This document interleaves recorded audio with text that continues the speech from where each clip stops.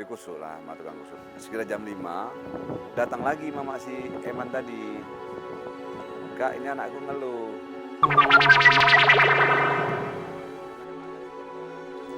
Sugianto dan Saedah tak pernah menyangka anak keempat mereka, Muhammad Azwar atau Raju, akan terlibat masalah yang sangat berat. Di usianya yang baru 8 tahun, Raju sudah harus merasakan perihnya hidup sebagai pesakitan. Seperti para pesakitan lainnya, bocah ini harus bolak-balik hadir di persidangan. Tapi itu belum seberapa, karena Raju juga harus merasakan dinginnya sel bersama para tahanan dewasa. Ironisnya, itu semua terjadi karena peristiwa sepele. Raju berkelahi dengan teman sekolahnya.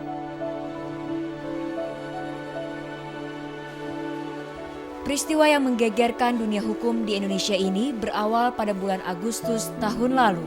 Sepulang sekolah, Raju berkelahi dengan Ermansyah, kakak kelasnya. Akibat perkelahian ini, baik Raju maupun Erman luka-luka. Bibir luka Bu, pecah, itu mata biru, bekas kuku nih, pipi, telinga. Itulah yang saya tahu. Setelah kejadian itu, orang tua Erman mendatangi orang tua Raju untuk minta pertanggungjawaban. Macam mana ini si Raju udah mukul anak saya. Jadi waktu itu mama si Raju mengatakan ya, bawalah berobat. Kemana kira-kira kita bawa berobat? Sana aja lah kusukan anak saya ini. Jadi dibawa tempat tukang kusuk.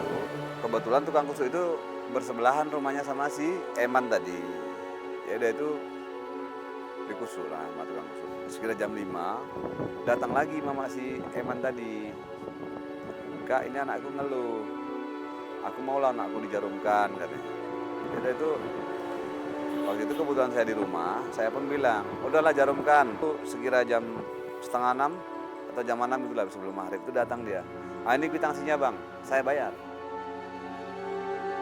Namun rupanya setelah diobati, Erman masih saja merasa kesakitan. Keesokan harinya, orang tua Erman kembali datang ke rumah Raju. 8, datang lagi mamanya. Kak, macam mana ini anakku nih, kata dia. Opname kan anakku, katanya. Loh, tapi semalam udah dikusuk, udah dijarum, sabarlah dulu. Barangkali ya reaksi obat itu belum lah, orang baru semalam sore. Nah, itu nggak bisa lah kak, aku mau bawa rumah sakit, ya itu terserah kau lah. Kata, saya nggak sanggup bawanya, kata. Kalau ini hari juga, kata mama Raju. Itu. Karena orang tua Raju tak sanggup membawa Erman berobat ke rumah sakit, orang tua Erman akhirnya menempuh jalur hukum. Tanpa sepengetahuan orang tua Raju, mereka melaporkan Raju ke polisi. Laporan ini rupanya sangat ampuh. Beberapa minggu kemudian, ketika Erman sudah sembuh, Raju malah harus berurusan dengan polisi. Ia dipanggil untuk dimintai keterangan. Ya, itu menurut laporannya, Bu. Ya, pelaku tindak penganiayaan. Nah, penganiayaan. Dia kalau nggak silap saya didakwa melanggar pasal 351 KUHP. Selama pemeriksaan polisi ini, sebenarnya kedua pihak sudah berusaha berdamai. Tapi sayangnya mereka tidak bisa mencapai titik temu.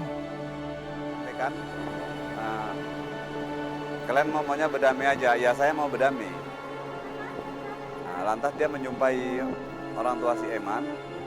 Nah, macam mana kalau kalian berdamai? Aku mau damai, tapi aku minta uang 1 juta administrasi polisi, biar orang tua yang tanggung. Nah, itulah yang disampaikan sama saya. Jadi dari saya ya nggak sanggup. Akhirnya, kasus perkelahian antar anak kecil ini pun sampai ke pengadilan. Raju dinyatakan sebagai tersangka kasus penganiayaan. Tak terbayangkan betapa terkejutnya Sugianto dan Saedah. Mereka tak menyangka masalah ini akan berbuntut panjang. Bagaimana mungkin anak yang baru berusia 8 tahun diajukan ke pengadilan sebagai tersangka? Apalagi kasus sebenarnya hanya perkelahian sesama anak-anak.